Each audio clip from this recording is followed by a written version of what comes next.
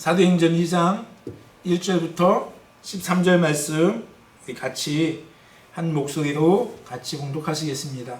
사도행전 2장 1절부터 13절입니다. 같이 읽겠습니다.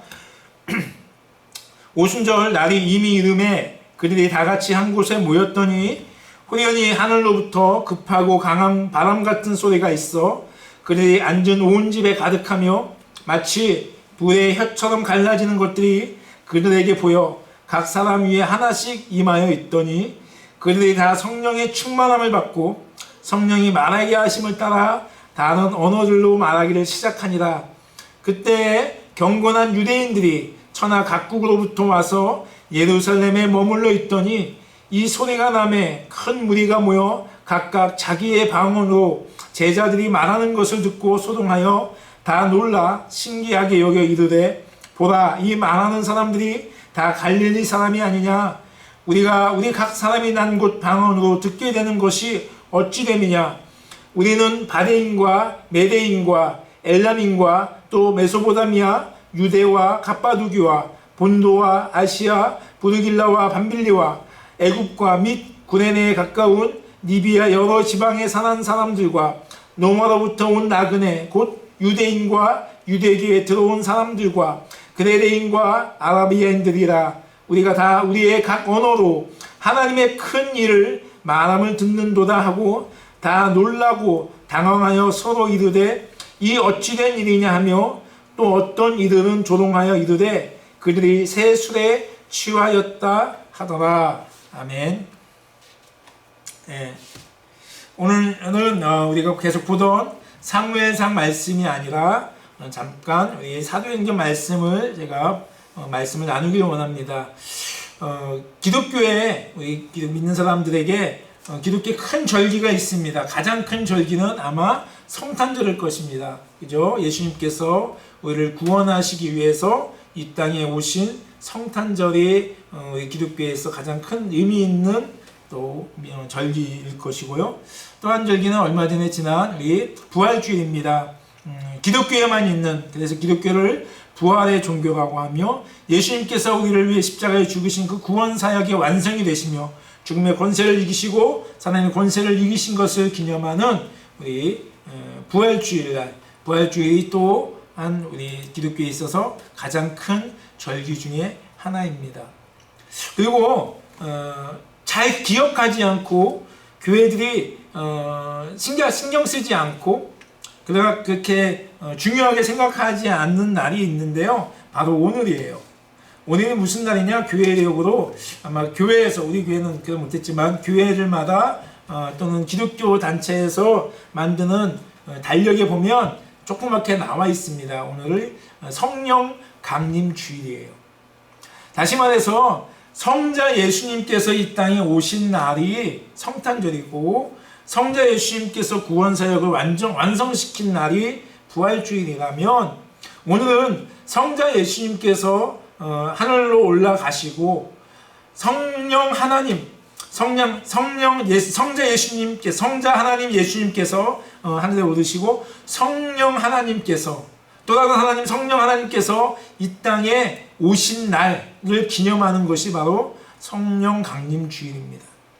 우리가 성령을 생각할 때 조금은 삼위일체 하나님 중에서 성부 하나님, 성자 하나님, 성령 하나님, 성부, 성자, 성령 중에서 성령이 맨 마지막에 불려지니까 뭔가 좀 계급처럼 느껴질 때도 있고 또 성령을 조금은 소홀히 하고 좀 낮게 볼 때가 있지만 절대 그렇지 않다는 것을 먼저 전제해야 될 것입니다. 성령도 분명히 하나님이십니다. 예수님과 동격, 삼위일체 같은 위를 가지신 그런 하나님이시라는 것을 먼저 우리가 믿음으로 고백할 수 있어야 돼요. 그렇게 된다면 예수님께 성자 하나님인 예수님께서 이 땅에 오신 성탄절만큼 성령 하나님께서 이 땅에 임하신 오늘 이 절기도 굉장히 중요한 절기입니다. 더군다나 오늘 말씀을 읽은 이 오늘 본문의 말씀이 첫 번째 성령 강림주일, 오순절날이라고 얘기하고 있습니다. 오순절날 성령이 임하신 그때를 얘기하고 있는데요. 예수님 때 아니고 이제 우리가 신약 교회라고 얘기한, 그전엔 성전 또 성막 뭐 그렇게 얘기했지만 이제 교회가 시작되는 시발점, 그 시작이 바로 오늘 오순절의 성령 강림 이 사건 이후에 드디어 교회 공동체가 시작되고 있다는 것이에요. 오늘 제가 이제 지금 예배하는 이곳에 11시 예배를 이곳에 함께 예배하고 우리 예배를 인도하고 있는데요.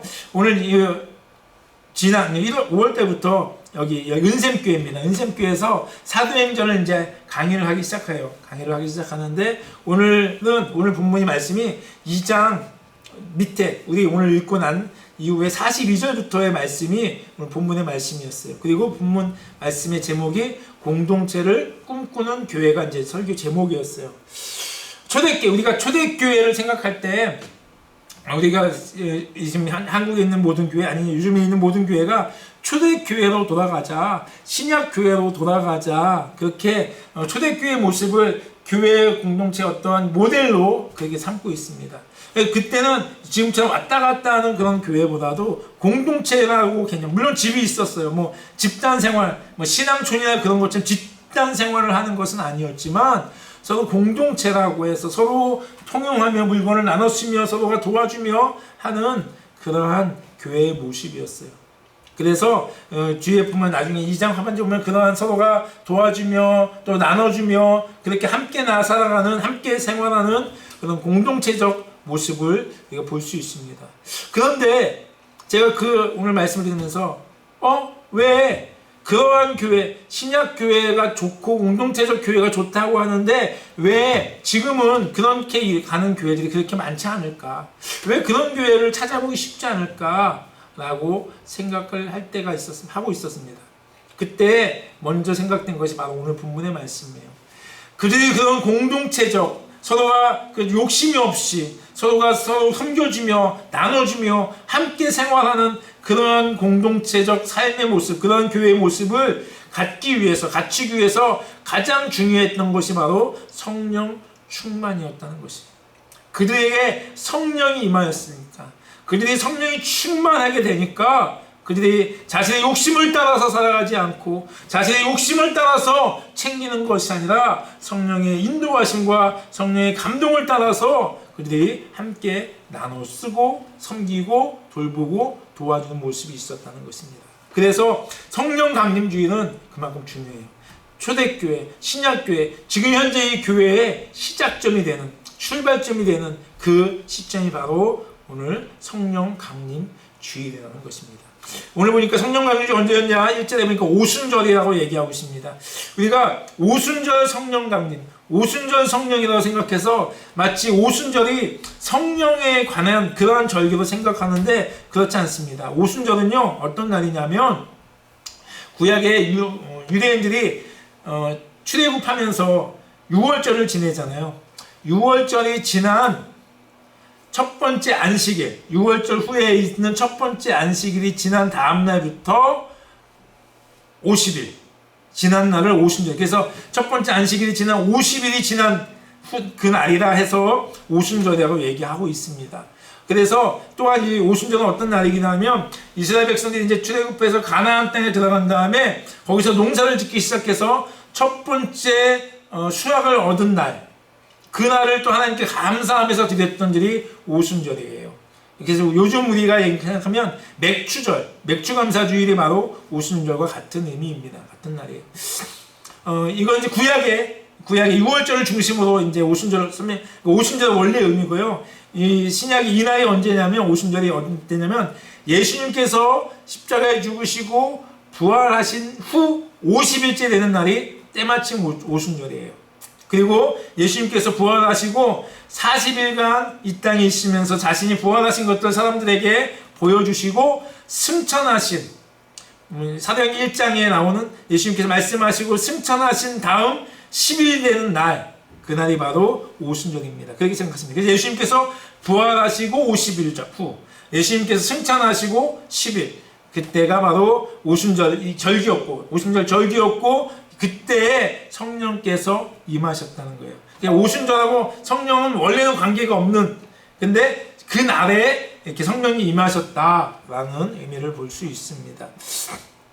근데 이 오순절에는 그 유대인 정통에 따라서 하나님께 감사 제사를 드리기 위해서 또 멀리 있었던 또 6월절도 그렇지만 유대인들이 몰려와서 하나님께 제사 지내며 성전에 모이는 그런 절기였어요. 유대인들뿐만 아니라 또 다른 나라 사람 이방인인데 유대교로 이렇게 개종한 사람들도 함께 와서 모여서 하나님께 제사하는 성전에 모이는 그러한 절기가 오순절이었어요. 그래서 이 오순절 때 오늘 말씀 본 것처럼 사방에서 여기 오늘 그런 있겠죠 천하 각국이라고 표현됐습니다. 그 주변에 있는 많은 나라의 사람들이 거기에 있는 유대인들 경건한 유대인들 또 유대교를 개종한 사람들이 다 성전에 예루살렘에 모여 있었던 그러한 절기가 바로 오순절이었다는 것입니다. 그 오순절날 이제 하나님의 성령이 임하는데 우리가 이런 얘기를 많이 합니다.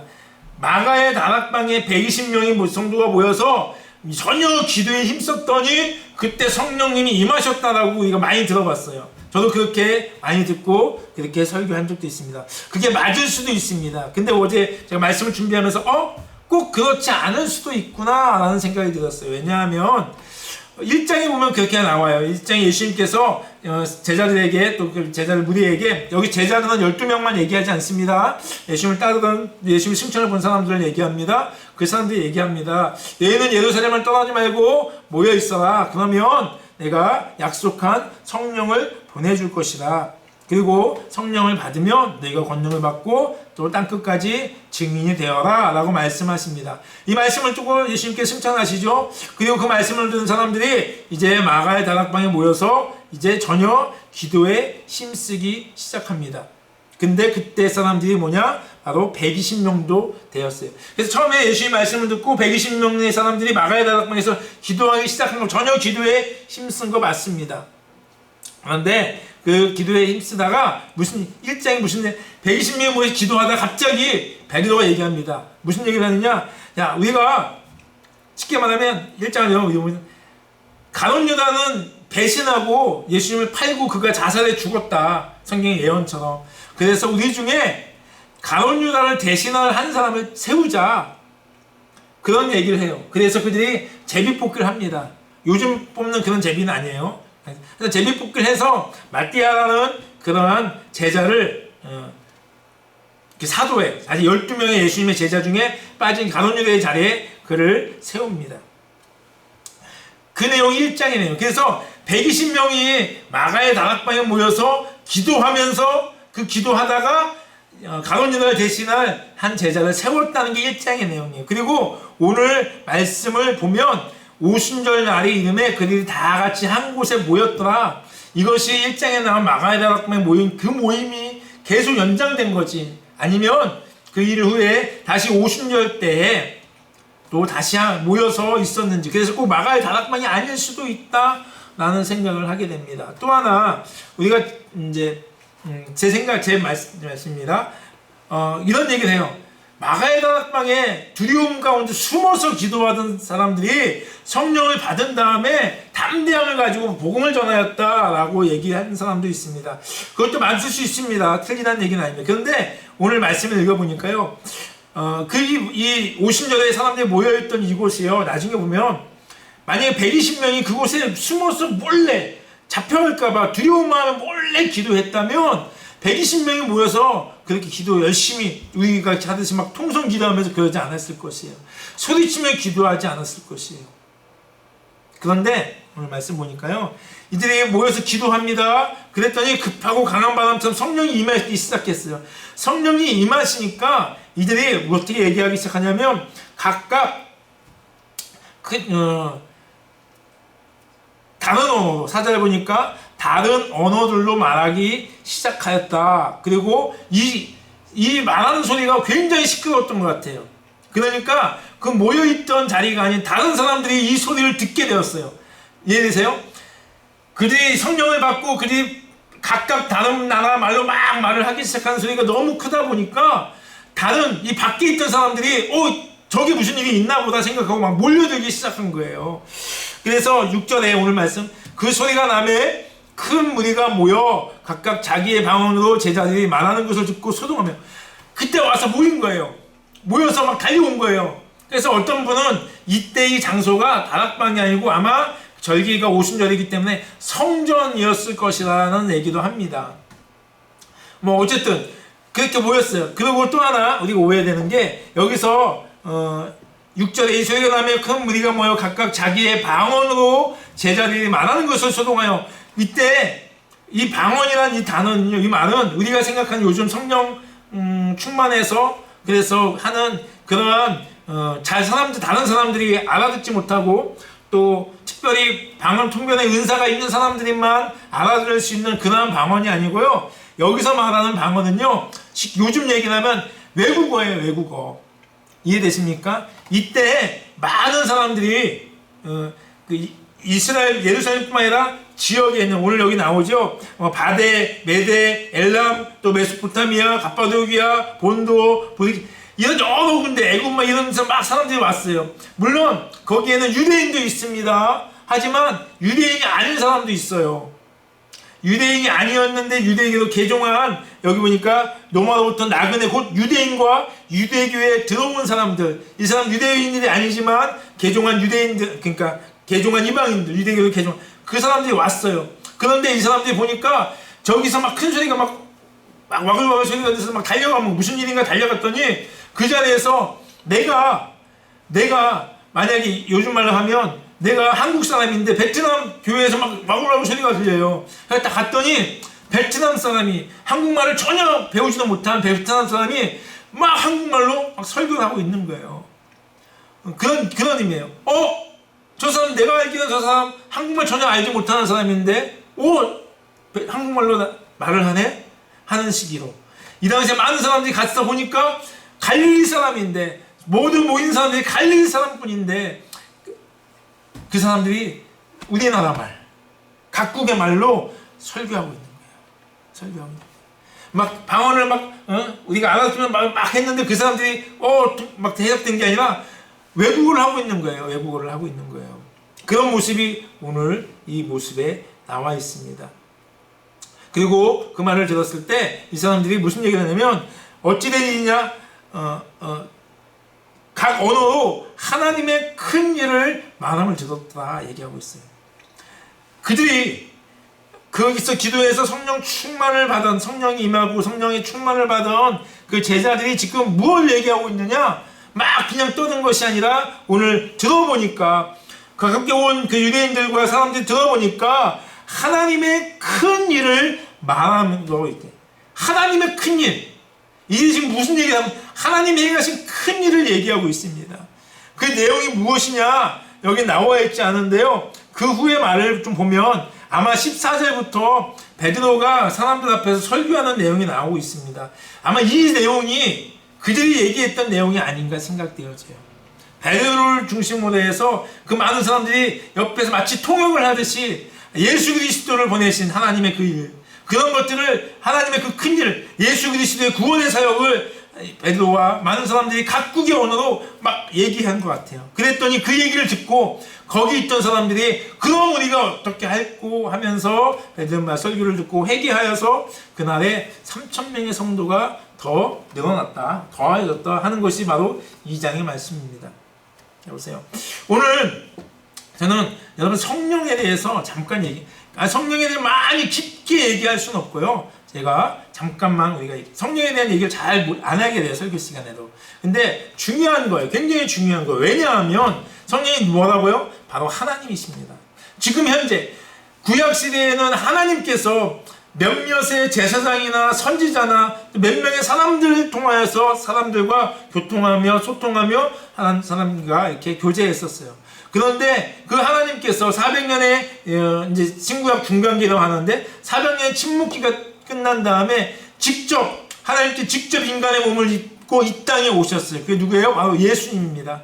예수님께서 이 땅에서 33년 동안 사람들 가운데 하나님이 함께 지내면서 33년간 사람들 속에서 하나님이 임재하셨어요. 함께 하셨어요. 임마누엘 하나님. 그래서 이 기간을 성자 하나님의 시대입니다. 그리고 예수님이 승천한 이후에 지금 이 시대, 오늘 말씀하는 이 사도행전 2장 1절부터 시작된 지금까지의 시대는 바로 성령 하나님이 함께 하시는 그 성령의 시대라고 얘기합니다. 지금 우리는 성령 하나님의 시대를 살고 있다는 거예요. 성자 하나님은 승천하셨고, 지금 우리가 함께 하시는 분은 어떤 하나님이냐? 성령 하나님이시라는 것이에요. 이 우리가 얘기합니다. 성령을 마치 예수 그리스도를 믿고 구원받은 사람들이 기도 막 하고 막 열심히 기도해가지고 성령이 확 부어져가지고 하는 것이 성령이라 생각되어지는데 절대 그렇지 않습니다. 여러분과 제가 예수 그리스도 안에서 구원을 받았다면, 예수 그리스도의 그 복음에 믿고 그것을 고백하며 구원을 받았으면 여러분과 저는 성령이 임하심을 믿으시기 바랍니다. 이미 여러분과 제가 구원받은 하나님의 자녀가 되었다면 여러분과 저는 우리가 성령 충만, 성령을 받은 사람입니다. 성령이 있는 사람들이에요. 성령이 우리 안에 있음을 믿으시기 바랍니다. 내가 어떤 능력을 행하지 못한다고, 내가 막 이상한 말 방언을 하지 못한다고 나에게 성령이 없다는 것이 아니고, 내게 성령이 있느냐 없느냐의 기준은 내가 예수 그리스도의 복음을 믿고 구원을 받았느냐 받지 않았느냐가 중심이에요. 내 안에 아무 능력이 나타나지 않아요. 내 안에 어떤 느낌도 없어요. 그렇다고 나는 성령이 없느냐? 그렇지 않다는 거예요. 바로 예수 그리스도를 믿는 그 순간 하나님께서 성령을 우리에게 부어주십니다. 그것을 우리가 뭐라고 얘기하냐면 성령 세례라고 얘기합니다. 혹은 성령 침례라고 얘기합니다. 이것은 우리에게 하나님께서 부어주시는 거예요. 그런데 중요한 것은 성령 충만해야 된다는 거예요. 성령 충만해야 된다. 왜 성령 충만해야 되느냐? 이 성령 충만은 뭐냐? 하나님께서 우리에게 성령을 부어주셨습니다. 성령이, 그래서 우리 안에 예수 딱 믿는 순간 성령의 어떤 능력, 그러니까 성령의 그 수치가 10 정도 됐어. 근데 열심히 기도하고 막 열심히 봉사하고 막 그랬더니 하나님께서 축복을 주셔가지고 성령의 그런 용량이 10에서 20이 되고 30이 되고 40이 되고 100이 되고 막 넘쳐나는, 이것이 성령 충만이냐? 아니라는 것이에요. 이미 성령 하나님은 어떤 그런 수치로 나타나는 것이 아니라 성령 하나님은 여러분과 저와 함께 하십니다. 그런데 그럼 성령 충만은 뭐냐? 성경에 우리는 너에게 성령 충만을 받으라고 말씀하셨어요. 성령 충만을 받으라, 이건 명령이에요. 이 얘기 딱 들으면 나도 받고 싶어요. 나도 받고 싶은데 안 주는 걸 어떡해? 막 기도하고 막 부르짖으면 성령 충만 받을 거 그렇게 안 주는데 어떡해? 라고 나도 받고 싶죠. 왜? 성령 받으면 막 능력 팍팍 나타나고 막 기적과 이적을 보여주고 할 것 같으니까 나도 성령 충만 정말 믿는 사람들, 교회에 열심히 있는 사람 중에서 성령 충만 받기 싫은 사람이 누가 있겠습니까? 다 받고 싶어요. 그런데 성령 충만을 경험하는 사람이 많이 없어요. 왜냐하면 개념 자체가 잘못되어 있기 때문에. 성령 세례, 성령 침례는 하나님께서 우리에게 주시는 하나님의 전적인 하나님 주권하에 있습니다. 하지만 성령 충만은 어디에 있느냐? 그 주체가 여러분과 저에게 있다는 거예요. 성령 충만은 내가 하나님 성령을 많이 부어주길 강구하는 것이 아니라요, 내 안에 있는 성령님께 내가 얼마나 순종하느냐, 내 삶을 얼마나 맡겨드리느냐, 내가 그 성령께 내 삶을 드리느냐 하는 것이 성령 충만이에요. 그래서 성령 충만을 받으라고 명령했는데, 이것을 다시 얘기하면 너희는 성령 안에서 순종해라, 성령의 말에 순종해라, 성령의 말에 따라가라, 그 얘기예요. 성령의 말씀하심에 순종하며 순복하며 그 말씀을 따라가는 것, 그것이 바로 성령 충만인 것이에요. 그럼 왜 성령 충만함이 우리에게 필요하느냐? 왜 하나님께서 왜 성령님을 우리에게 보내주셨느냐? 성령님을 이제 예수님께서 말씀하실 때 요한복음 14장 16절에 내가 보혜사를 너에게 보내줄 것이라 얘기합니다. 이 보혜사 성령님이라고 얘기합니다. 이 보혜사는요, 헬라어로 파라클레토스라는 단어입니다. 이 파라클레토스라는 단어의 의미는 그냥 그 단어, 그 말의 뜻은 도움을 베풀기 위해서, 우리에게 도움을 주기 위해서 곁으로 부름을 받은 자.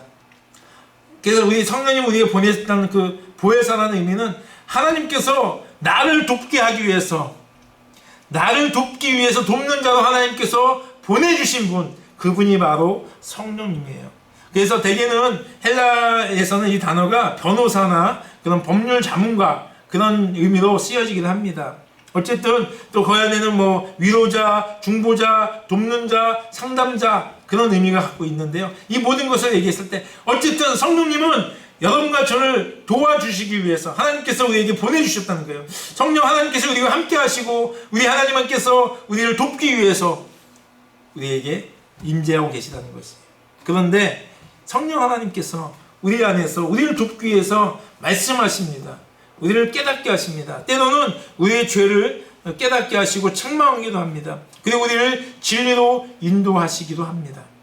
그 성령의 말씀에, 그 성령의 음성에 우리가 순종해야 된다는 것입니다.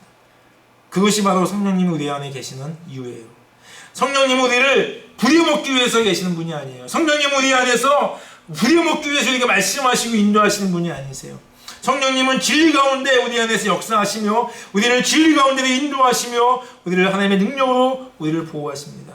성령 충만은 어떤 은사와 능력을 나타내는 것이 아니라 내가 하나님께 순종하는 삶, 내가 하나님 말씀대로 순종하는 삶, 성령의 인도하심과 가르침과 성령의 말씀에 내 삶을 드리는 것, 그것이 바로 성령 충만이에요. 왜 하나님께서 그렇게 말씀하십니까? 왜 성령께서 그에게 우리 요구하십니까? 성령께서 왜 우리에게 그렇게 인도하십니까? 우리를 돕기 위해서예요. 우리를 돕기 위해서. 우리가 성령 충만해야 될 이유는 바로 하나님께서 성령을 통해서 나를 돕고 계신다. 성령님은 지금도 내 안에서 나를 돕기 위해서 지금 말씀하고 계시며 나를 돕기 위해서 나에게 죄를 깨닫게 하시며 나를 돕기 위해서 나에게 오늘 진리로 우리에게 인도하고 계신다는 것을 우리가 알 때에 우리는 성령에게 우리의 삶을 맡겨드릴 수 있습니다. 성령 충만을 받으십시오. 이렇게 말씀하시는 것은 여러분과 제가 성령 충만을 받아야 됩니다. 이렇게 얘기하는 것은 내 안에 있는 성령님께 우리의 삶을 더 맡겨드려야 됩니다. 내 안에 있는 성령님께 내가 더 순종해야 됩니다. 그렇게 권면하는 것과 마찬가지예요. 너희는 성령 충만을 받아라. 너희는 성령께 순종하여라. 너희는 성령께 너의 삶을 드려라. 라는 명령과 같다는 것을 기억하시기 바랍니다. 또 하나 성령을 우리에게 보내주신 이유는 우리가 잘 알듯이 사도행전 1장 8절의 말씀, 오직 성령이 너희에게 임하시면 너희가 권능을 받고 예루살렘과 온 유대와 사마리아 땅 끝까지 이르러 내 증인이 되리라 하시니라. 성령이 우리에게 임하시면 우리 가운데 권능이 나타나고 능력이 나타나는데 왜? 그 능력으로 뭐 하라고요? 교만해지고요. 그 능력으로 좀 어깨에 피고 다니는 그것이 아니라 그 능력으로, 그 성령의 능력으로 땅 끝까지 이르러 내 증인이 되고 내 복음의 증거자가 되라고 말씀하고 계십니다. 제가 오늘 이거 말씀드린 것 같은데 정말 오래된 책입니다. 오늘 말씀에 있는 그 부분, 급하고 강한 바람 같은 2절 말씀이 호련히 하늘로부터 급하고 강한 바람 같은 소리가 있어. 그 책 제목이 급하고 바람같이, 바람처럼인가 하여튼 그렇습니다. 벌써 30년이 지난 책이에요. 근데 그 책은 무슨 얘기냐면 인도네시아의 순회 선교사들이 쓴 간증 같은 책이에요. 그 순회 선교사님이 썼는데 그것을 한번 기회 되면 한번 읽어보세요. 막 읽으면 심이 부쩍부쩍 나요. 20세기에 있었던 그때 제가 그 책을 읽을 때 얼마 되지 않은 그 시대에 있었던 현재 있었던 사건이에요. 소설이 아니에요. 그런데 그것을 읽어보면요 놀라운 일들이 나타납니다. 정말 성령의 능력과 권능이 나타나요. 무슨 능력이냐? 예를 들면 어느 부족 이제 주의 만찬을 해야 되는데 포도주가 없는 거예요. 포도가 없어요 그 나라는. 그래서 그냥 물을 따르면서 주의 만찬을 했대요. 그런데 어느 날은 정말 기도했는데 그 주전자에 담겨있던 물이 포도주로 바뀌었대요.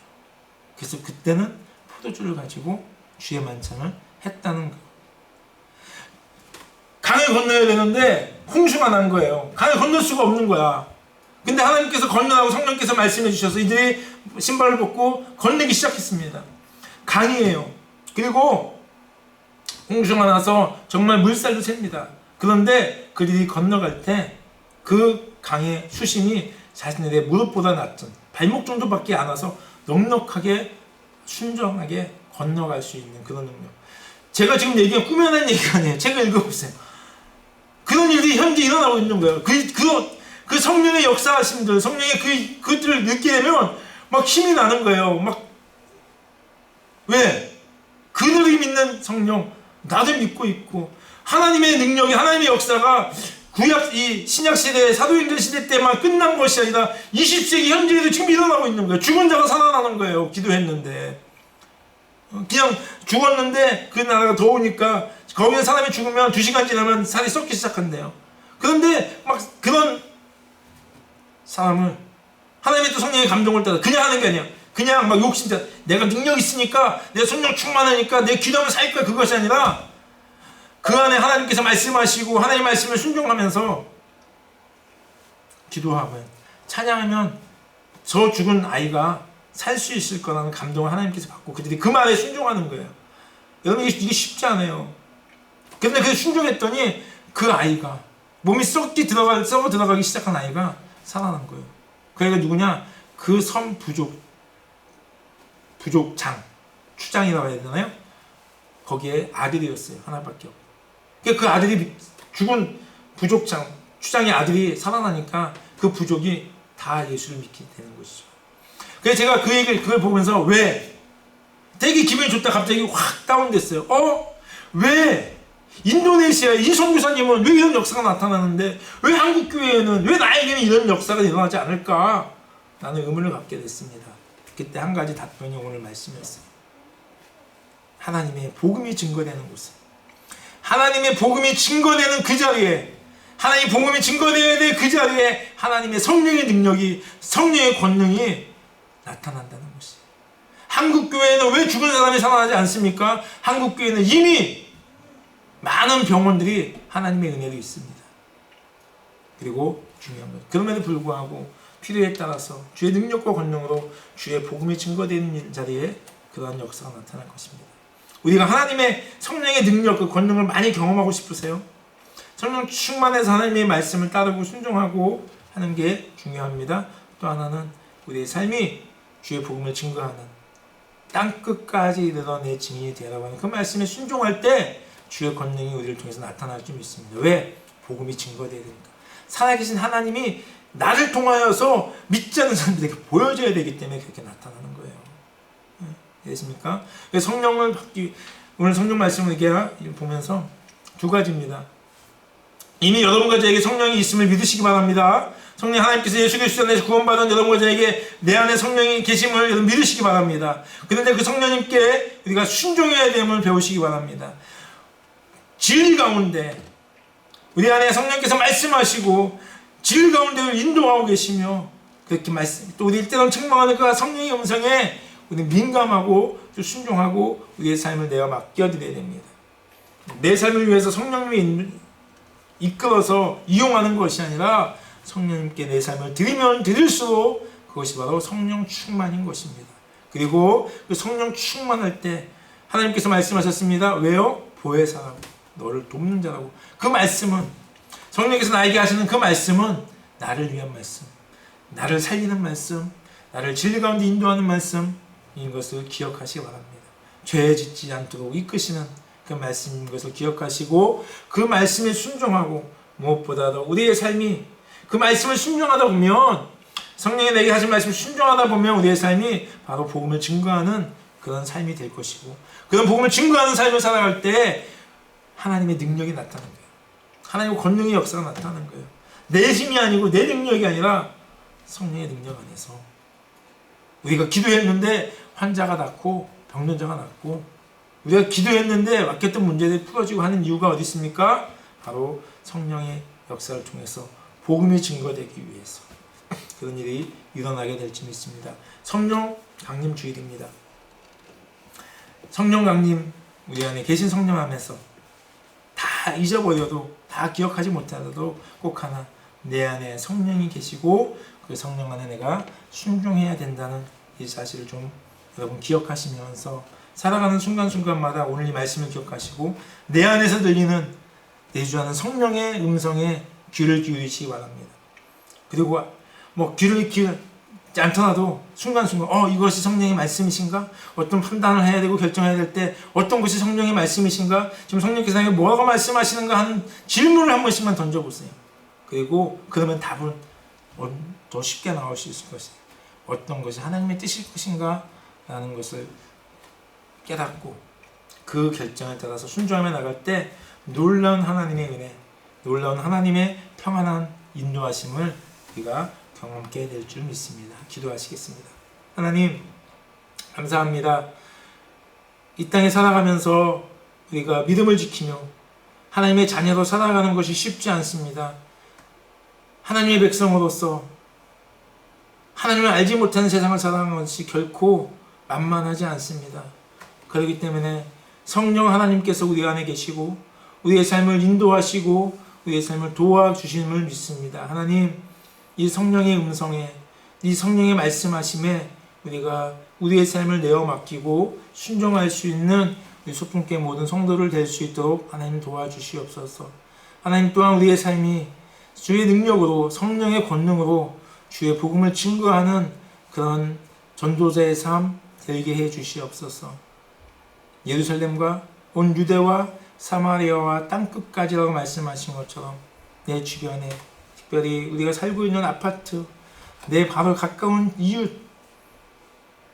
먼저 주의 복음을 증거하게 하시고, 증거하는 그 순간, 증거하는 그 자리에 성령의 능력이 우리를 통해 나타날 수 있도록 하나님 인도해 주시옵소서. 감사합니다. 우리가 한 주간, 아니 우리의 삶이 성령님께 충만하게 순종할 수 있는 삶 되도록 하나님 순간순간 우리가 성령의 음성을 깨달을 수 있도록 하나님 강하게, 아주 강하게 하나님 우리에게 말씀해 주시옵소서. 감사하며 예수님의 이름으로 기도했습니다. 아멘.